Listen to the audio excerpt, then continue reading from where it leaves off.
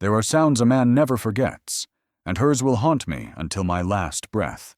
The rich, ringing laughter that rose above the drums and chatter of that village night. A cruel music that stripped the dignity from my bones. In that single moment, she turned my devotion into ridicule before the eyes of everyone I knew. And though I smiled to hide the wound, something inside me died, and something far darker was born. From that laughter came the fire that would one day crown me king. I still remember the warm lantern light shimmering on her hair, the way the villagers gathered around her like moths around a flame. I had come with nothing but a handmade silver pin, a token carved from weeks of labor, thinking it might buy me a place in her heart. She took it between her fingers, turned it once, and then let it fall into the dust. A gift from a poor man, for a poor dream, she said, and the crowd broke into laughter that tore through me like broken glass. I could not defend myself. My tongue felt nailed to silence. I only looked at her and saw in her beauty the cruelty that pride can breed. That night, while others danced and sang, I walked home beneath a sky too bright for a man who wished to disappear. Each step echoed with her laughter until it was no longer a sound, but a sentence carved into my soul. You are nothing. Inside my small hut, the fire was almost out. I sat beside it, staring at the embers, hearing again the crowd's laughter mixing with the crackle of dying wood. Rage and shame wrestled in my chest until I felt them fuse into something new. Resolve. I had begged the world for kindness, and it had given me scorn. Now I would beg no more. I whispered to the darkness that one day I would rise so high that even the stars would bow to me, and that the woman who mocked my hunger would tremble before my name. Outside, the wind carried the distant sounds of celebration. To them, the night was ending. For me, it was beginning. I closed my eyes and saw her face, not as it was in love, but as it was in laughter, and I promised the ghost of that moment that it would not end me. It would forge me. The pain in my chest became a forge fire, and from it I began to shape a different man. Hours bled away. The moon sank behind the trees, and silence settled like a shroud. Just as sleep began to claim me, a knock sounded at the door, soft, deliberate, echoing through the thin walls of my house. I froze, thinking perhaps the wind had tricked me, but it came again. 3 measured raps that seemed to strike straight into my heart. No one visited me at such an hour. I had no friends left to call. When I opened the door, the night itself seemed to step inside. A man stood there wrapped in a heavy cloak, his face hidden, his posture unnervingly calm. For a long moment he said nothing, only studied me as if confirming something he already knew. Then, in a voice low and steady, he asked, "Are you the one they call the dreamer?" I nodded. Unable to speak, his gloved hand reached into his cloak and withdrew a sealed parchment marked with a golden insignia. A crown encircled by fire. The seal shimmered in the dim light, unreal against the dirt of my hands. The stranger placed the scroll into my palm as though it burned him and whispered, "By dawn, your life will no longer belong to the man she mocked." Before I could reply, he turned and vanished into the darkness, leaving the cold wind to rush in after him. I stood there trembling, the seal warm against my skin, the last ember of my fire flickering to life behind me. Outside, the village still slept in laughter's shadow, but within me something vast and unstoppable had awakened. That night, a stranger knocked upon a poor man's door and unknowingly invited a king into the world. I should have slammed the door in his face, yet something in the way he spoke my name rooted me to the earth as if time itself had stopped to listen.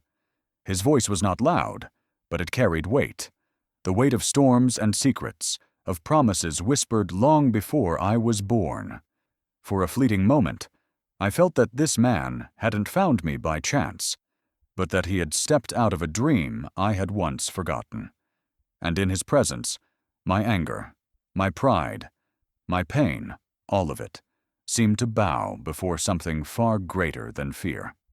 He stood beneath the pale moonlight, his cloak heavy with rain and dust, his eyes sharp yet unreadable. I asked him who he was, but he didn't answer. Not with words, only silence, a silence that demanded belief. The letter he had given me glowed faintly in my trembling hands. The wax seal was etched with a crown wreathed in flames, as if forged by the hand of destiny itself. I had lived all my life, mocked, dismissed, forgotten, and now fate had sent a messenger to my door. It was madness, surely. Yet deep inside, a small, defiant spark of hope refused to die. I placed the scroll on the table and sat across from it, afraid to open it, afraid not to. Her laughter still rang in my memory, the laughter of the woman who had broken me. Could it be that this was my answer? That the world was finally listening to my silent cries? I whispered to myself, "This is a lie." But my heart whispered back, "What if it isn't?" Hours crawled by as I stared at the sealed parchment. My fire had gone cold, but my thoughts burned hotter than ever. I thought of her, of every insult, every look of disdain, and for the first time, I didn't see her as my destroyer, but as my beginning. If pain was the price of destiny, then perhaps I had already paid enough. At last, with hands that refused to stop shaking, I broke the seal. Inside was a single page, written in a hand so elegant it felt ancient. It spoke of a kingdom searching for its rightful heir, a ruler not born of blood, but of spirit, a soul tested by suffering. It spoke of mercy, of humility, of power that comes not from gold, but from endurance. I read it once, twice, 10 times, unable to believe the words. Each line sounded less like prophecy and more like recognition, as if whoever had written it had known every detail of my life. I laughed aloud, though there was no humor in it. The sound cracked the silence like glass. "A king," I said to the empty room. "What king starves? What king sleeps on the floor of his own failures?" And yet, even as I mocked the letter, I couldn't bring myself to destroy it. The seal, now broken, still glimmered with faint warmth, and I realized my hands were trembling not from disbelief, but from something far more dangerous. Longing. When the first light of dawn crept through the window, I stepped outside to breathe the morning air. The fields stretched endless and gray, and for the first time I saw them not as chains, but as borders waiting to be crossed. And there, at the edge of the path, stood the stranger once more. He looked untouched by the night. "You opened it," he said quietly. I nodded. "And I think you're mad." He smiled, but there was sorrow in his eyes. "Madness," he said, "is only the name the fearful give to destiny." I took a step closer, anger warring with curiosity. "Why me? I'm nothing." "You were nothing," he said softly, "and that's why the crown chose you. Only those who've known hunger can feed others. Only those who've been broken can rule with compassion." His words struck me harder than any blow. I wanted to deny them, but my voice failed me. The wind shifted. Before I could ask more, he turned and began to walk away, his cloak billowing like a shadow torn from the sky. "Wait!" I called out. "How do I find this kingdom?" He didn't stop. "You won't find it," he said. "It will find you, when you finally believe." I stood there long after he vanished, my heart pounding like thunder beneath my ribs. The letter trembled in my grasp, the seal's faint glow pulsing in rhythm with my breath. And then, as the first rays of sunlight touched my hand, a searing pain shot through my palm. The golden insignia began to burn, carving its mark into my skin, not with fire, but with purpose. I tried to drop it, to shake it free, but it clung to me like fate itself. The scent of smoke filled the air, and when the light dimmed, the mark of the crown remained, etched into my flesh as though the heavens themselves had branded me. I fell to my knees, trembling, not from fear, but from the unbearable truth that dawn had whispered to me. The stranger had not come to show me a future. He had come to awaken it. Her last words were, "You'll die to nobody." And for a long time, I believed her. I can still see her walking away through the rain, her figure shrinking with every step, each drop washing away what was left of my pride. The world seemed to collapse around me. The house, the dreams, even the air. Love had abandoned me, and in its place, only silence remained. But that same night, the golden seal in my pocket began to glow, as if it refused to let me die forgotten. The rain didn't stop for 3 days. My home, once filled with her laughter and my foolish hope, became a tomb. Every corner carried her shadow. Every chair whispered her name. I sat on the cold floor, clutching the seal like a madman, feeling its faint warmth pulse against my skin. Perhaps it was mocking me, too, this strange gift from the stranger who vanished into the night. Or perhaps it was waiting, like a heartbeat that didn't belong to me. I had nothing left. My debts had swallowed my last coin, my neighbors had stopped looking me in the eye, and my heart had turned to ash. There's a strange freedom in losing everything. When the world no longer expects you to rise, you stop fearing the fall. So I walked out the door with nothing but the clothes on my back and the seal in my pocket. The road stretched before me, endless, empty, merciless. Mud clung to my feet, and hunger clung to my bones. Each mile blurred into the next, until I no longer knew whether I was running from her or from myself. Nights were the hardest. I'd lie awake under the stars, the sky vast and uncaring, and wonder if she ever thought of me at all. I would close my eyes and hear her voice. "You'll die, a nobody." Those words burned hotter than any flame, driving me forward when my body wanted to give up. One night, as I stumbled through a forest path, I found shelter beneath an old oak. I built a small fire, more smoke than flame, and sat beside it, staring into the glow. The seal rested in my palm, its golden edges catching the firelight.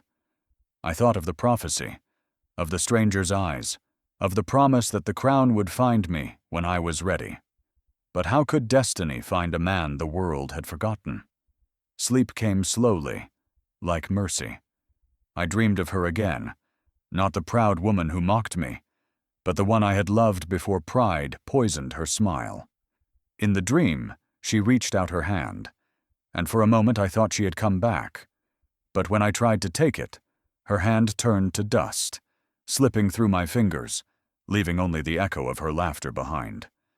I woke gasping, my heart hammering against my ribs, the forest still and dark around me. The fire had burned down to embers. The air was cold, sharper than glass. I sat up, my breath fogging in the dim light, and reached for the seal. It was warm again, pulsing softly as if alive. "What are you?" I whispered. "Why won't you leave me alone?" No answer came, only the crackle of dying embers and the whisper of wind through the branches. I stared into the darkness, my thoughts tangled between madness and faith. Maybe the stranger had cursed me. Maybe fate was cruel enough to mock me with illusions of grandeur. Yet even as doubt filled me, that strange warmth in my pocket reminded me I was no longer just a beggar. Something had begun, something I didn't yet understand. I leaned back against the tree, exhaustion finally winning. The rain had stopped, the air smelled of wet earth, and for the first time in days, I felt almost at peace. My eyes drifted shut to the soft rhythm of the fire's last breath. When morning came, the world was pale and still. But as I sat up, a chill ran through me. The ground around my campfire was covered in footprints, dozens of them circling the ashes, pressed deep into the mud. They weren't mine. They were larger, heavier, belonging to someone, or something, that had stood over me while I slept. I rose slowly, scanning the empty woods, but no one was there. Only silence. only the faint glow of the golden seal in my palm burning brighter than before, as if whispering, "You are not alone, and your story has just begun." Hunger changes a man. It doesn't just gnaw at the belly. It devours the soul, bite by bite, until you no longer crave food, but vengeance, redemption, and the faint taste of worth. I was starving for all three. The world had stripped me of everything but breath, and even that felt like a burden. The roads ahead were empty veins of dust and silence, and I walked them with nothing but a fire in my chest and a golden seal in my pocket that glowed faintly in the dark, like an eye that refused to close. The first weeks blurred together. Endless days beneath a punishing sun, nights wrapped in a cold that chewed through my bones. I worked wherever I could, carrying stones for builders who mocked my rags, hauling water for merchants who paid in crumbs. Every task hardened my body, but hollowed my spirit a little more. I had thought I knew poverty, but true poverty isn't the lack of bread, it's the loss of dignity. Each village I passed looked at me the same way she once did, with pity that cut deeper than cruelty. Mothers pulled their children closer, as if my hunger were contagious. The only comfort I found was in motion. To stop was to remember, and remembering meant feeling the full weight of her last words. "You'll die a nobody." One night, as I followed a dirt trail through the forest, the sound of laughter broke the silence. Not kind laughter, but sharp, dangerous. From the shadows stepped 4 men, faces half hidden beneath scarves, eyes glinting like steel. Bandits.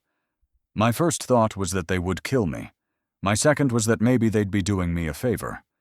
They surrounded me, their voices low and mocking. "What's a dead man doing walking alone?" one asked, pressing a knife to my chest. I didn't move. I looked him in the eye and said, "If you're going to take something from me, make it quick. I have nothing left worth stealing." My calm seemed to unsettle them. Maybe it was madness. Maybe it was courage. I didn't know anymore. The leader chuckled, stepping closer until I could smell the rot on his breath. "Nothing left, you say? Then what's this?" He pointed to the faint glow in my pocket. I froze. The seal. It had begun to shimmer, again, soft and golden, as if responding to danger.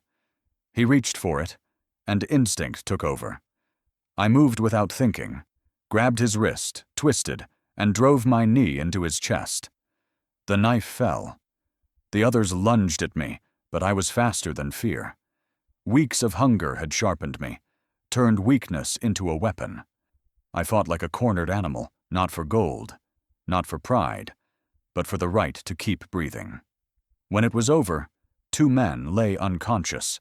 One limped away, bleeding, and the leader crouched before me, panting. He looked up, not with anger, but something close to awe. "You fight like a soldier," he muttered. "I fight like a man with nothing to lose," I said, and turned to leave. But he stopped me. "Wait." His voice had changed, quieter, uncertain. "You're not who you think you are you?" I frowned, wary. "And who am I supposed to be?" He glanced toward the forest, lowering his knife. "No one tells me names, only orders. We were told that if we ever found a man carrying a golden seal marked by fire, we weren't to harm him. We were to protect him." The world seemed to tilt. I stared at him, my heart hammering. "Who told you that?" He shook his head slowly, eyes darting around the darkened woods. "We don't ask questions about ghosts." Before I could speak again, he whistled sharply. The others, groaning and wounded, rose to their feet and vanished into the shadows without another word. I was left alone, surrounded by silence and the smell of blood. I stood there, chest heaving, the seal's glow still pulsing faintly through my pocket. Had the stranger sent them? Was this some twisted test? Another step in the prophecy I still didn't understand? I didn't know. But I knew one thing. The road had changed. It was no longer a path for beggars. It was a battlefield of fate. As I gathered my breath, The wind shifted, carrying the faint whisper of voices I couldn't see. The forest seemed alive, watching, waiting. I looked down at the seal, its golden light now steady, calm, as if satisfied. But then I noticed something else. Fresh footprints around me, too many to count, leading away into the darkness. And among them, one print glowed faintly, burned into the earth itself. I followed it with my eyes, but it stopped abruptly, as though the person had vanished mid-step. Then, just before the wind died, I heard a voice behind me, low, almost human, whisper, "You look like someone we were told to protect." When I spun around, there was no one there, only shadows, and the haunting certainty that I was no longer walking this road alone. I awoke to a blade at my throat, and a shadow leaning over me, his voice calm, almost amused, as he whispered, "You're late, Your Grace." The words struck me harder than the cold steel against my skin. For a moment I thought I was still dreaming. No one had ever called me that, not even in jest. The man's eyes, sharp and unreadable, reflected the dying embers of my campfire. In that instant, I knew two things. He could kill me easily, and for reasons I couldn't explain, he had chosen not to. He withdrew the blade with deliberate grace, letting me breathe again. "Get up," he said quietly.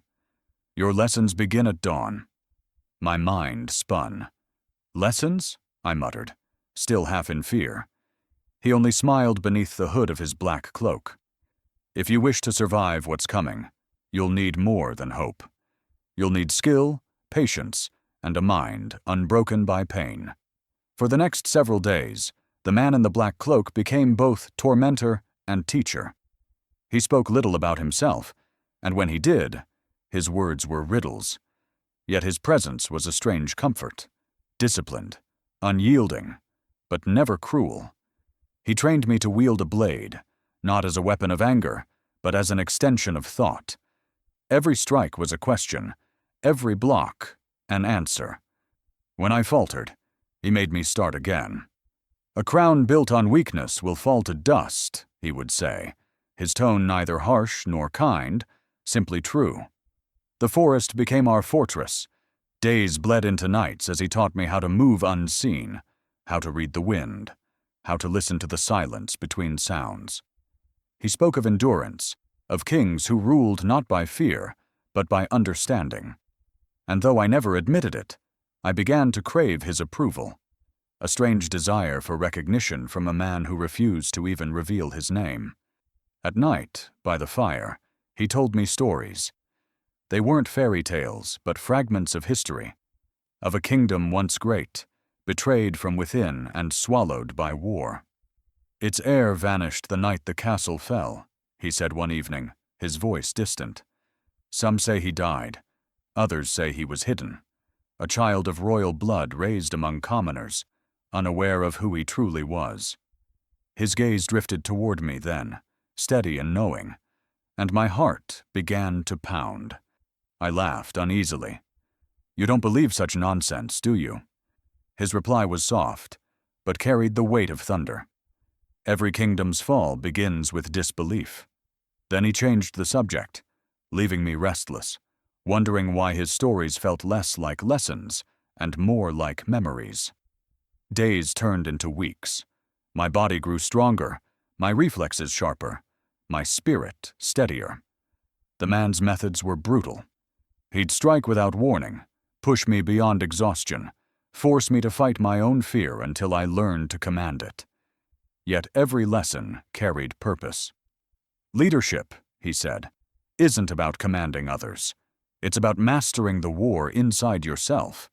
One night, as rain fell hard upon the forest canopy, I finally asked him what I had been too afraid to ask before. "Why are you helping me?" He looked up from sharpening his blade, his face half hidden by shadow. "Because the world remembers what blood forgets," he said. I frowned, not understanding. "And what if I'm not who you think I am?" His eyes flickered toward me, cold fire beneath the hood. Then You will become him. The fire hissed, the rain roared, and something inside me shifted.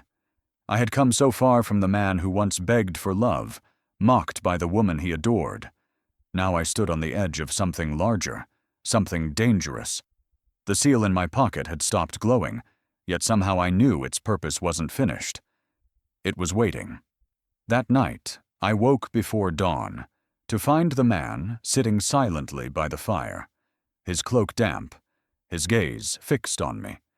He held a letter in his gloved hand, dark red wax sealing its edges, the crest unmistakable, a crown encircled by flame.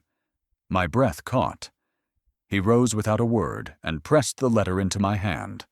The paper was damp, heavy, and stained with what looked like dried blood. "Read it when you're ready," he said quietly. Not before. His eyes, fierce and strangely sad, lingered on mine for a heartbeat longer than comfort allowed. Then he stepped back into the mist, the rain swallowing his figure until only the echo of his footsteps remained. I called out, but the forest gave no answer, only silence, and the whisper of the fire dying at my feet. I looked down at the blood-stained letter trembling in my grasp, the royal crest catching the faint light of dawn. I didn't open it. I couldn't. Because somehow I already knew.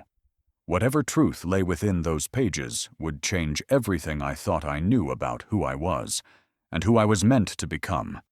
They called it a hopeless war, until I arrived.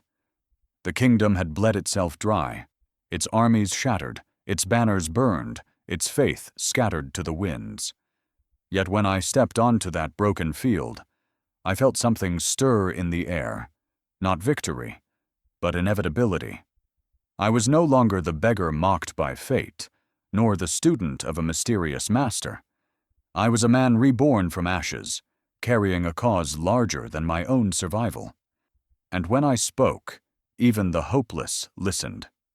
The days that followed were a blur of smoke and steel. I found the army huddled in despair, soldiers who hadn't been paid in months, whose eyes carried the weight of every loss they'd endured. Their commanders had long abandoned them, choosing comfort over courage. When I first addressed them, I saw their disbelief. I was no noble, no warrior of legend, but I spoke the only truth I had, that no one else was coming. If we fall today, I told them, then our names will be swallowed by dust. But if we rise, even once, the world will remember that we dared to fight. They looked at me as though seeing light for the first time in years. I gave them no gold, no promise of glory, only a reason to stand.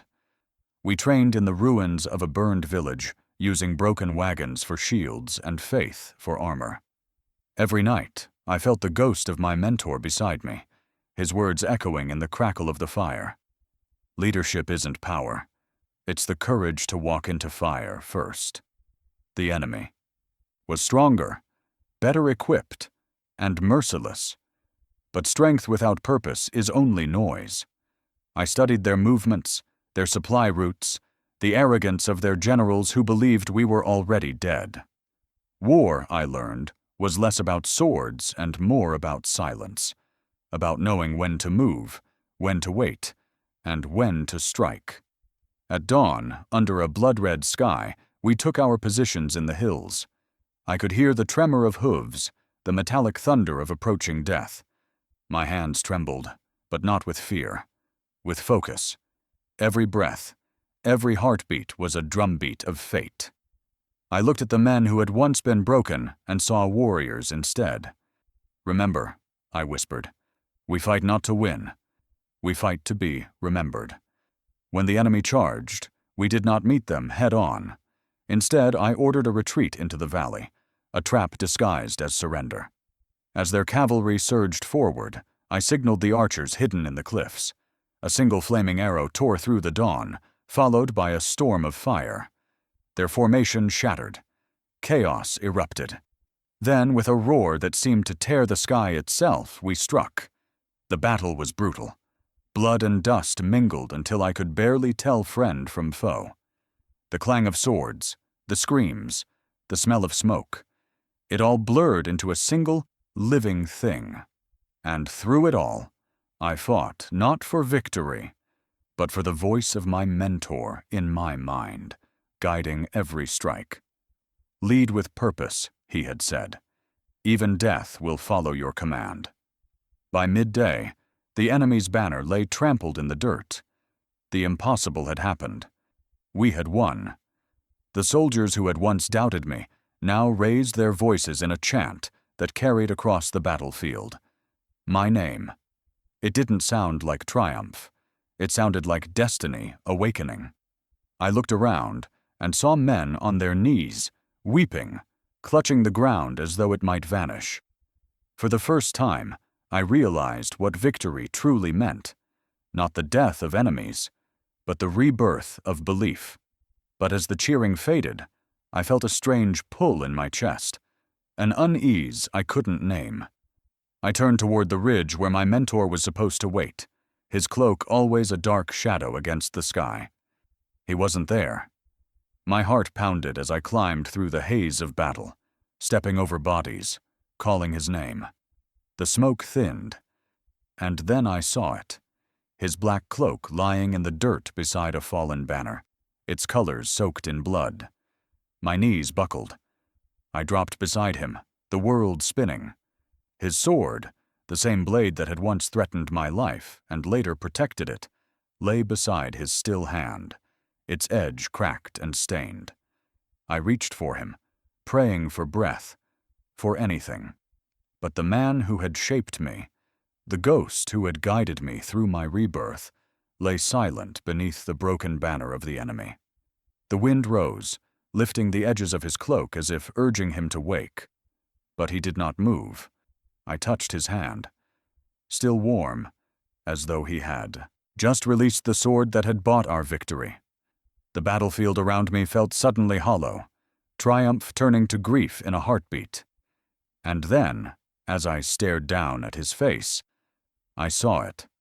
A faint smile frozen on his lips, and clutched in his other hand, a folded piece of parchment, sealed with the same royal crest as before. My heart stopped.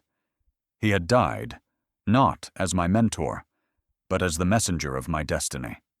The crown I had fought for was closer than I ever dared believe, and bought with the life of the only man I had ever called master. When they placed the crown upon my head, I felt nothing. No triumph, no pride, not even relief. Only an ache so deep it hollowed me from within. The gold was heavy, colder than I had imagined, pressing against the weight of every wound I had ever carried. Around me, the court cheered, banners waved, and trumpets sang, but inside I was silent. The man they crowned that day was not born of bloodline or fortune. He was forged from humiliation, loss, and the dying breath of a mentor who believed in him more than he believed in himself. I stood before the mirror in the royal chamber that night, staring at a stranger. The robes fit me, the jewels glimmered on my hands, but none of it felt like mine.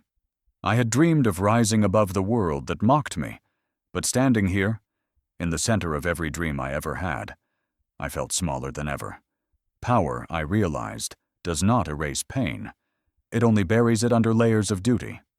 I ruled with the same precision my teacher had taught me. Patience before judgment, mercy before pride. My decisions were measured, my words few. The people called me fair, the nobles called me mysterious, and the priests called me chosen. Yet no one knew who I truly was. The beggar who once slept under bridges, the man whose every scar was a memory of laughter and betrayal. I became a ghost king, a ruler with no past. Days became months. Peace returned to the kingdom, and prosperity followed. Still I could not sleep without seeing his face, the man in the black cloak, my mentor, my maker. I kept his sword beside my throne, its blade cracked but shining like truth in the morning light. And often, I would wonder if he had died to protect me, or to push me toward a fate I still feared to claim. Then came the whispers. At first they were faint, almost forgettable, the mutterings of servants and travelers, of old women in the marketplace. They spoke of a beggar woman who wandered the villages, her hair white with dust, her voice carrying through the night like a curse. Some said she spoke to ghosts, others claimed she wept at every statue of the king. But one thing was constant in every tale. She cursed the ruler of the land by name each night before she slept. My name. I told myself it was a coincidence, a common superstition, a story for restless tongues. But deep down, something inside me stirred. Her curse sounded less like anger and more like grief, like a wound, reopened by memory. I didn't want to believe it, but I knew. Some ghosts cannot be outrun, especially the ones you once loved. One night, while walking the silent halls of the palace, I stopped before the great window overlooking the city. Rain fell softly, glinting against the torchlight. In the distance, thunder rolled, low and heavy, like a heart refusing to stop beating. I felt it again, that pull, that strange, familiar ache that had followed me since the crown was placed on my head. Fate was circling back. I could feel its breath on my neck. I thought of her, the woman who had once mocked me for dreaming, whose laughter had broken me, whose betrayal had built me. I had imagined countless times what I would say if I ever saw her again. Would I forgive her? Would I turn her away? Or would I finally let her see what her cruelty had created? Not just a king, but a man carved from the pain she gave me. That night, as lightning split the horizon, I found myself whispering to the storm, "If this is destiny, then let it come. Let it find me, and let it end." The rain answered with silence, but in my heart, I knew the past was already walking toward me. It happened 2 nights later. I was in council when the doors burst open, and one of my guards stumbled inside, soaked to the bone, his face pale with something between fear and disbelief. "My king," he gasped, struggling to catch his breath. "She's at the gates." The room fell still, the words hanging like smoke in the air. I rose slowly, my pulse pounding. "Who?" I asked, though I already knew the answer. The guard swallowed hard, his voice trembling as he whispered, "The beggar woman. She's at the gates, and she's asking for you by name. I never imagined she'd kneel before me. Not like this." Her clothes were torn, her hands trembling, her face hollow with hunger and years of suffering. The woman who once walked with the pride of a queen now bent before my gates, like a shadow, begging for mercy. She didn't recognize me. Not through the crown, not through the armor, not through the years that had buried the poor man she once mocked. But I recognized her. I would have known that face anywhere. Even beneath the ruin life had painted across it, the rain fell in steady sheets, washing the dirt from her hair and streaking her face with cold tears. I stood behind the palace doors, hidden among my guards, watching as she pleaded with the sentries. "Please," she said, her voice a ghost of what it once was. "I've come to see the king. He will understand. He will help me." My guards looked at me, uncertain. None of them knew the story. None knew that the beggar woman at the gate was once my wife. My chest ached with something sharp and bitter, a wound I thought had long healed. I nodded slowly. "Let her in." They brought her through the courtyard, her feet leaving small muddy prints on the marble path. Every step she took seemed heavier than the last, as if the world itself were pressing her down. When she finally stood before me in the great hall, she dared not lift her eyes. She knelt again, shivering, her voice cracking as she spoke. "My king, I beg for mercy, for food, for shelter. I have lost everything." Her words hit harder than any sword. Lost everything. How many nights had I said the same? How many times had I begged for her to see me, to believe in me? And now here she was, asking for mercy from the very man she had crushed beneath her laughter. Fate, it seemed, had a cruel sense of balance. I kept my voice steady. "What brought you here?" She hesitated. "My husband," she whispered. He was a good man, but poor. I was foolish, proud. I left him for a life of comfort, but that life burned away. The man I chose betrayed me. I have wandered ever since. I lost everything when I lost my husband. Her confession was a dagger twisting in my chest. I should have felt vindicated, triumphant even, but instead, I felt only sorrow. The pride that had once burned so brightly in her eyes was gone, replaced by something fragile and human. She wasn't mocking me anymore. She was broken, just as I had once been. For a long moment, I said nothing. My counselors watched silently, sensing the weight of something they couldn't name. I stepped down from the throne, the sound of my boots echoing through the hall. She flinched at the sound but didn't look up. "How long?" I asked softly. "Have you been wandering?" "Years," she said, her voice barely a whisper. "Long enough to understand the pain I once gave." Those words nearly broke me.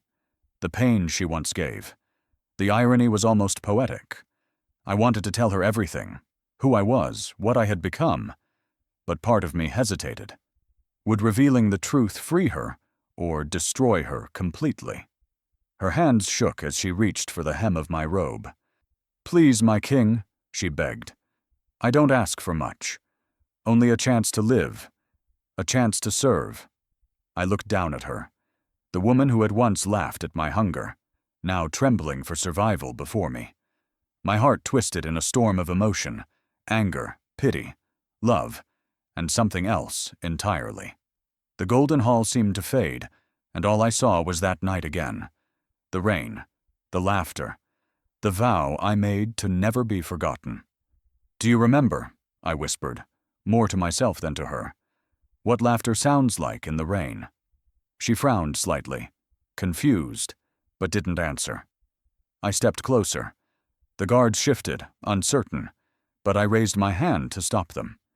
She was shaking now, cold and drenched, still kneeling before the man she once left behind. My heart thundered. I could end it here. Her shame, my anger, the ghost of our past. Or I could finish what fate had begun, to make her see. Extended, emotional, and powerful. The hall fell silent, the world narrowing to just the two of us, the beggar and the king, the ghost and the dream. My voice was steady, but my hands trembled as I said the words I had waited years to speak. "Look up," I told her. Slowly she lifted her head, her eyes meeting mine for the first time. In that instant, her breath caught, her body stiffened, and realization flooded her face like lightning breaking through storm clouds. I stepped closer, my voice soft but unyielding. "Look up," I said again, my crown gleaming in the torchlight, "and see what your laughter created." The moment her eyes met mine, the color drained from her face. Her lips parted, but no sound came, only the shallow, trembling gasp of a woman watching her past rise from the grave. The world around us seemed to vanish, the torches flickering dimmer, the murmurs of my guards fading to nothing. It was as if time itself held its breath to witness what neither of us could undo. And in that silence, she collapsed to her knees, her body shaking as though the truth itself had struck her down. For a moment I simply watched her, not as a king, but as the man she once broke. I saw the pain in her eyes, the disbelief, the avalanche of guilt that came crashing down as she realized who I was. Years of pride melted into tears, her hands pressed to her face as if to hide from the truth that had finally caught her. The sight should have brought me satisfaction, but it didn't. It brought sorrow, a deep, quiet ache that no victory could ease. "My king," she whispered, her voice small, cracking under the weight of her own shame. I stepped closer, each movement slow, deliberate. The guards shifted nervously, unsure whether they were witnessing justice or cruelty. "Do you know me?" I asked softly. She shook her head at first, refusing to believe it. No, you can't be." Her voice broke. "He was poor, weak, a dreamer. He couldn't." Couldn't this? I finished for her, my tone steady but laced with something sharp. Couldn't rise from the dust you left him in? Her eyes filled with tears as she covered her mouth. It's not possible, she whispered. You died in me the night I walked away. I smiled, not out of pride, but out of the cruel irony that life had written for us. You were right, I said. The man you mocked did die, and in his place, another was born. She began to sob, her hands trembling as she reached toward me, but I stepped back. The memories came flooding in, her laughter in the rain, her cruel words, her cold eyes watching me beg for love. And yet, standing before her now, I felt no hatred, only exhaustion. I had carried her ghost for years, and now that she was flesh and blood again, I realized the ghost had been heavier. Why didn't you tell me? She wept. Why let me come here like this? Because I wanted you to see, I said quietly. To see what your scorn built. Every insult, every word you threw like a stone. It became the foundation of this kingdom. Your cruelty was the fire that forged me. She bowed her head, unable to meet my gaze. The hall was silent except for the sound of her sobs echoing against the marble. I wanted to hate her, to turn away and let her drown in regret. But something inside me softened.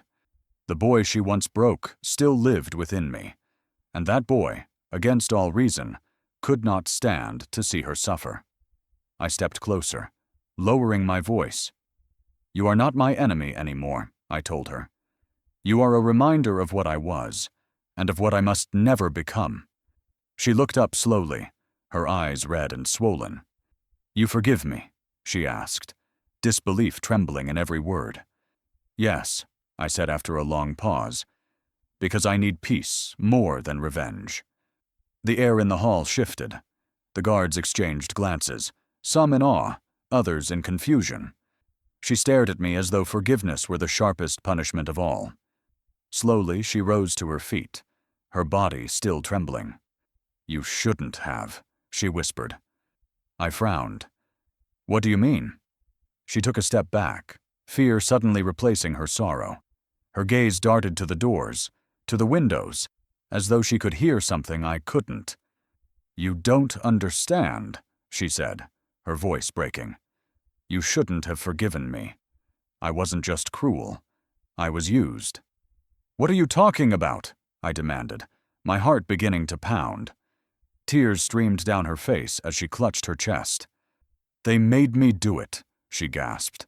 They wanted to destroy you before you ever rose. They knew what you were, what you could become. And now that they know you live. She staggered forward, her hands shaking, her voice fading to a whisper. They're coming for you. Her eyes darted toward the great doors of the hall, as if expecting them to burst open at any second. You think you've escaped your past, she said weakly. But it was never the past that hunted you. She collapsed again, her head resting on the cold marble floor. The torches flickered, and for a moment the hall felt darker, smaller, filled with an unseen presence watching from the shadows. I knelt beside her, my pulse roaring in my ears. Who? I demanded. Who's coming? But she only looked at me one last time, her voice barely a breath. The ones who crowned you. That night I couldn't sleep. Her warning, they're coming for you, echoed through every corridor of my mind, like a curse that refused to fade. Even the palace walls seemed to whisper her words back at me. The torches flickered as if the air itself had grown uneasy. The crown that once felt heavy with power now felt heavier with fear. I had built my kingdom out of pain and perseverance, but I was beginning to realize, even kings bleed when betrayal walks in disguise. I sat alone in the council chamber, staring at the throne that no longer felt like mine. Shadows crawled across the marble floor, stretching long and thin with the restless flame of the candles. Since her warning, everything has changed. The smiles of my courtiers looked too polished, their praises too rehearsed. Every whisper behind my back sounded like the hiss of a dagger being unsheathed. By day, the kingdom appeared unchanged. Markets bustled, bells rang, and children played in the courtyards. But at night, the air grew heavier. Servants reported seeing figures moving through the palace gardens, voices murmuring in foreign tongues. Once I found one of my guards dead at dawn. No wound, no struggle, just the cold emptiness of silence where life had been. I knew then that the enemy wasn't beyond the gates. They were already inside. Somewhere within these gilded walls, betrayal had taken root. I began to test my court in quiet ways. I'd feed bits of false information to each advisor, a secret about the treasury, a rumor about the borders, and I'd wait to see which lie returned to me. Days passed, then weeks, and slowly, patterns emerged. Whispers I'd only shared with one man would return twisted from another's lips. Every betrayal was a thread leading deeper into the web. But the deeper I dug, the more dangerous it became. I started noticing strange messages left in my chambers, a dagger placed neatly on my desk, a mark etched into the glass of my mirror, and once, a single rose laid upon my pillow. Each gesture spoke of someone close, someone who knew where I slept, what I feared, and perhaps what I had forgotten. One evening, I called for a secret council. My most trusted guards, my generals, my advisors, all stood before me in the grand hall, the air thick with suspicion. I studied each face under the wavering torchlight. "There is a serpent among us," I said, my voice calm but sharp. "And tonight, I intend to see it revealed." The silence that followed was suffocating. Eyes darted, throats swallowed, hands fidgeted near swords. I ordered the gates sealed and the corridors guarded. No one would leave until the truth was found. We moved through the palace together, room by room, searching. My instincts led me to the old archives, a forgotten hall buried beneath years of dust and neglect. The air was cold, the scent of stone and secrecy filling my lungs. I lit a torch, the flame dancing across ancient tapestries. Footprints marked the dust ahead of us, fresh, deliberate. Someone had been here recently. I followed the trail, my pulse quickening, until it ended at a door I hadn't opened in years. My mentor's old chamber. My hand trembled as I reached for the latch. The memory of his voice returned, warning me that power always carries a shadow. I pushed the door open. Inside, the room was lit only by the faint glow of moonlight filtering through cracked glass. Papers lay scattered across the floor, and in the center, a single candle burned low beside an open chest. I stepped closer, my eyes narrowing on what was inside. Letters sealed with the royal crest, identical to Zagwad's, the one my mentor had given me before his death. My breath caught. There were dozens of them, all written in the same hand. Someone had been forging royal orders, someone with access to the seal of the crown.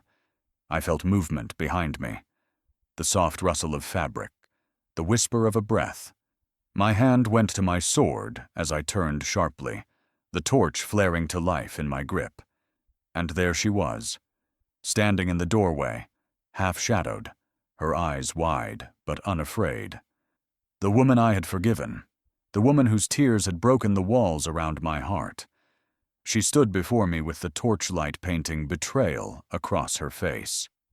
"You," I whispered, my voice breaking. The sword in my hand felt suddenly too heavy. "It was you all along." She didn't deny it. She only looked at me with eyes full of sorrow and said, "I tried to warn you." The torch flickered, the air thickened, and before I could speak another word, she was gone, swallowed by the dark, leaving only her echo behind. She stands before me, tears streaking her face, the dagger trembling in her hands, the same dagger meant for my heart. The firelight flickers across the blade, catching the shimmer of her fear and the ghost of my reflection. For a heartbeat, neither of us moves. The silence between us is heavier than steel, louder than war. When she finally speaks, her voice cracks like glass. "I was never meant to kill you. My hand tightens around my sword, but something inside me refuses to strike. Her words pierce deeper than any weapon could. She kneels slowly, dropping the dagger at my feet, her sobs echoing through the chamber. "They forced me," she whispers. "If I refused, they would have killed me." The memory of her betrayal burns fresh in my chest, but so does the memory of her laughter, her warmth, the softness that once made me believe in love.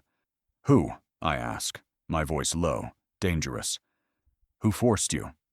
Her gaze lifts to mine, and in those eyes I see a storm, guilt, sorrow, and something like relief. "The rebels," she says. "They've hidden themselves within your court. They threatened to destroy me if I didn't watch you, report your every move. They wanted your crown, your life, everything you built."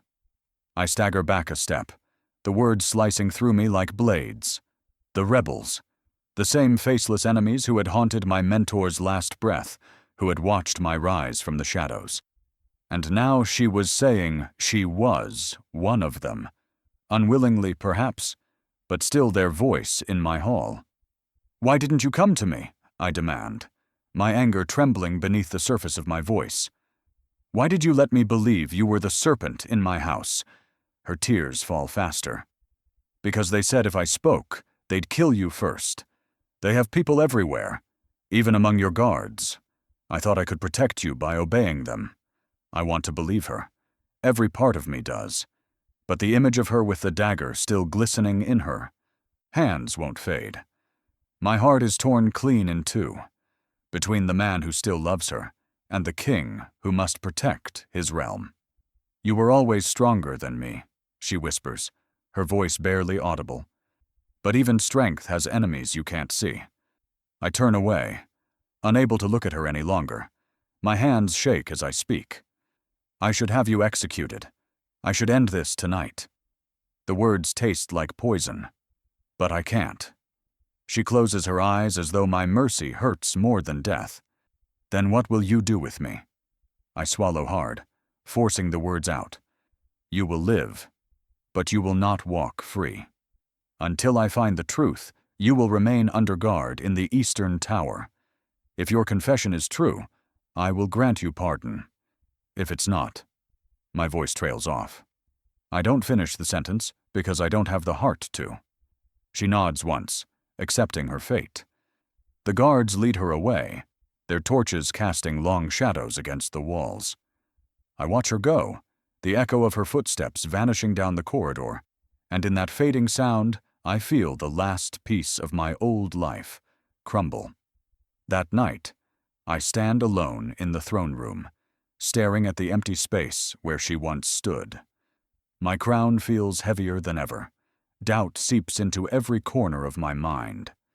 Was she truly guilty, or just another victim caught in the web of power I inherited? The thought gnaws at me until sleep becomes impossible. I pace the halls, haunted by the scent of smoke and memory. When I finally drift into uneasy rest, the storm outside breaks. Thunder shakes the castle, lightning splits the sky. And beneath it all, an explosion tears through the eastern wing. The ground shakes beneath me as I race through the corridors, the air thick with dust and fire. Flames lick the walls, guards shouting in panic, the scent of smoke choking every breath. I push through the chaos until I reach the tower, or what's left of it. The stones are blackened, the door ripped from its hinges. Amid the ruin, a single chain lies broken on the floor, its shackle empty. Her cell.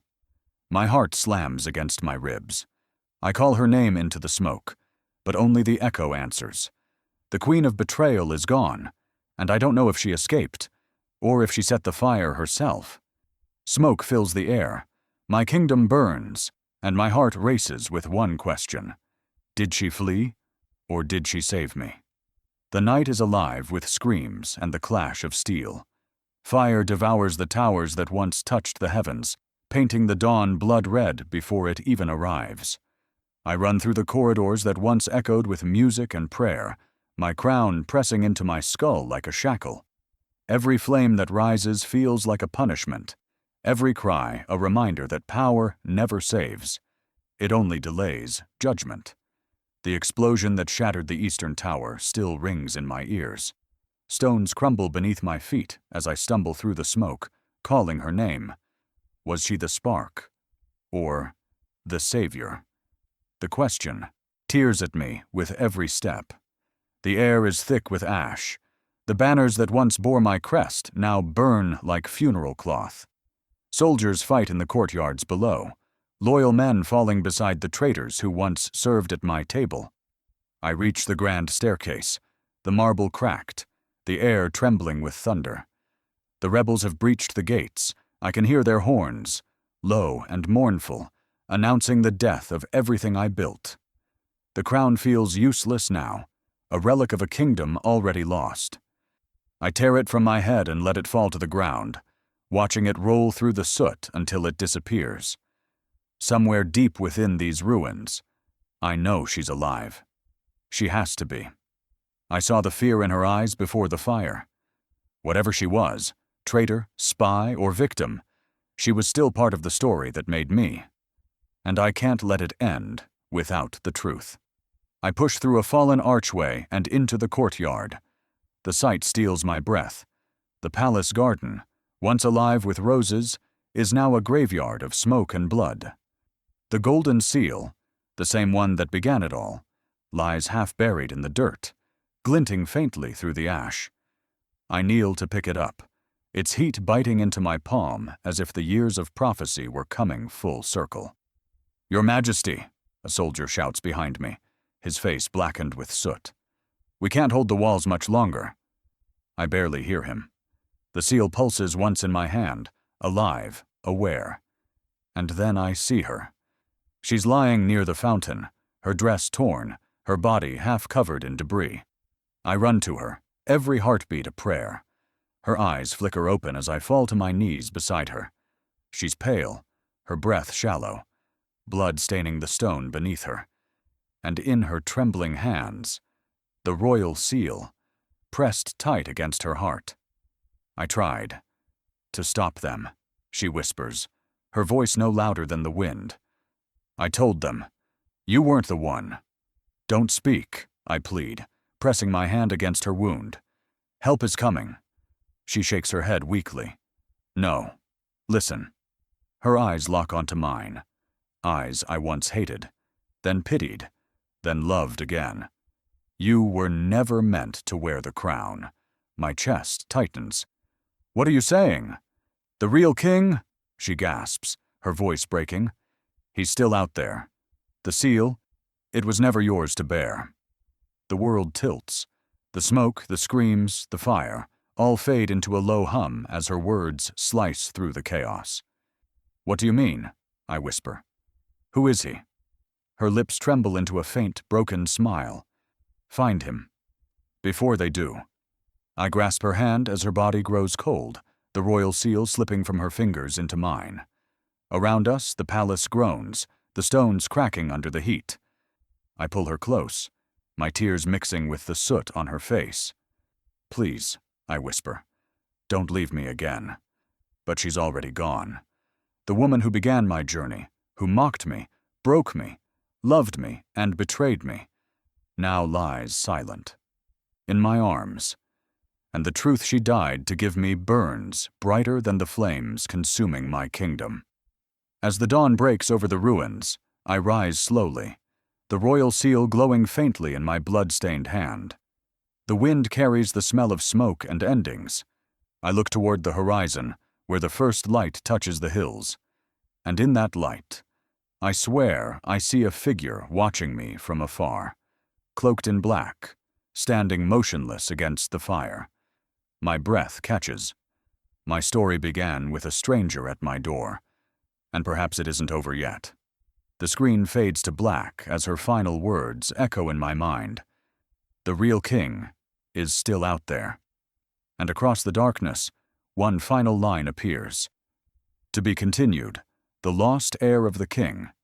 If this story touched your heart and left you wondering what destiny truly means, don't forget to like, share, and subscribe, because this journey is far from over. Comment below. Do you believe in second chances? I'll be reading your thoughts. Turn on the notification bell so you don't miss the next chapter of Fate and Fire. The Lost Heir of the King. Your support keeps these stories alive, and every click writes the next line of destiny.